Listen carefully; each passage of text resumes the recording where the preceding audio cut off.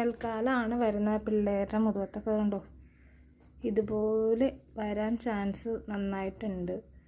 അപ്പം നിങ്ങൾ എല്ലാവരും മക്കളെ നന്നായിട്ട് ശ്രദ്ധിക്കണം. ഇതുണ്ടോ വേനൽക്കാലമായിട്ട് വരുമ്പോൾ ഇതുപോലെ കൊച്ചുങ്ങളുടെ ഫസ്റ്റ് കാണുന്ന കൊച്ചുങ്ങളുടെ കഴുത്തിൻ്റെ ഇവിടെ ഇവിടെ ഇവിടെ കണ്ടോ ഇവിടെ ഇവിടെ ഫസ്റ്റ് വരും. പിന്നെ വരുന്നത് കൊച്ചിൻ്റെ മുതുകത്തായിരിക്കും ഇങ്ങനെ വരുന്നത്.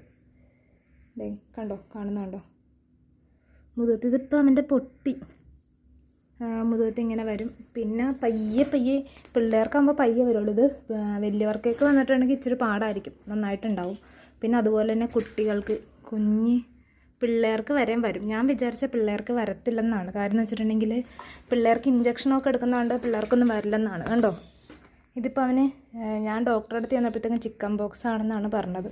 അപ്പം നിങ്ങളെല്ലാവരും കുട്ടികളെ ശ്രദ്ധിക്കണം. കണ്ടോ അവൻ്റെ മൂക്കിലും എന്താണ് ഇതിലൊക്കെ മൂക്കിലൊക്കെ ഇങ്ങനെ ചുമ്മാ ഇതുപോലെ വന്നേക്കുന്നത്. ഇതിനിപ്പോൾ ഇങ്ങനെ പോളം പോലെ വന്ന് ചിലപ്പോൾ പൊട്ടാൻ ചാൻസ് ഉണ്ട്. അവന് ചൊറിച്ചിലുണ്ട്. അപ്പോൾ ആര്യവേപ്പിൻ്റെ ഇല വെച്ച് ഞങ്ങളിങ്ങനെ തടകി അടിച്ചൊക്കെ കൊടുക്കും. കയ്യിൻ്റെ ഇവിടെ നോക്കട്ടെ, കയ്യിൻ്റെ കണ്ടോ കയ്യിൻ്റെ ഇവിടെയൊക്കെ ഇന്നലെ ഭയങ്കരമായിട്ട് കൊമളച്ചിരുന്നേച്ചാണ്. പിന്നെ അതുപോലെ കൊച്ചിൻ്റെ പൊക്കിളിൽ കാണിച്ചേ കണ്ടോ പൊക്കിളിൽ കണ്ടോ പൊക്കിളിൽ വരെ വന്നിട്ടുണ്ട് അവന്. ഒന്ന് ആലോചിച്ച് നോക്കിയേ എൻ്റെ മോൻ്റെ പൊക്കിളിൽ കണ്ടോ പിള്ളേരുടെ. നമുക്കറിയാൻ പറ്റില്ല, നാക്കിലൊക്കെ പോളം പോലെ വന്നിട്ടുണ്ടായിരുന്നു. നാക്കിലൊക്കെ നല്ല ജലദോഷമുണ്ട്, നല്ല പനി ഒക്കെ ഉണ്ട് കൊച്ചുങ്ങൾക്ക്. കണ്ടോ നാക്കിൽ വന്നേക്കണുണ്ടോ പോളം പോലെ. അതിനൊന്നും കഴിക്കാനോ ഒന്നും പറ്റില്ല. നാക്ക് നന്നായിട്ട് വീർത്തിട്ടുണ്ട്, മുകൾ വശവും താഴ്വശവും ഒക്കെ വന്നിട്ടുണ്ട്.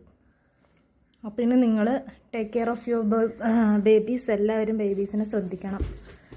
പറയാനുള്ളൊരു കാര്യം അതാണ്. കാരണം പിള്ളേർക്ക് വന്നു കഴിഞ്ഞാൽ ഒന്നാമത്തെ പിള്ളേർ അടങ്ങിയിരിക്കില്ല. പിള്ളേരെ നോക്കണം, നമുക്കും കൂടി പകരാനൊക്കെ സാധ്യതയുള്ള അസുഖങ്ങളാണ്. എന്നാൽ നമുക്ക് കോവിഡ് പോലെ തന്നെ ക്വാറൻറ്റൈനിൽ ഇരിക്കേണ്ടി വരും, പുറത്തേക്ക് ഇറങ്ങാൻ പറ്റില്ല.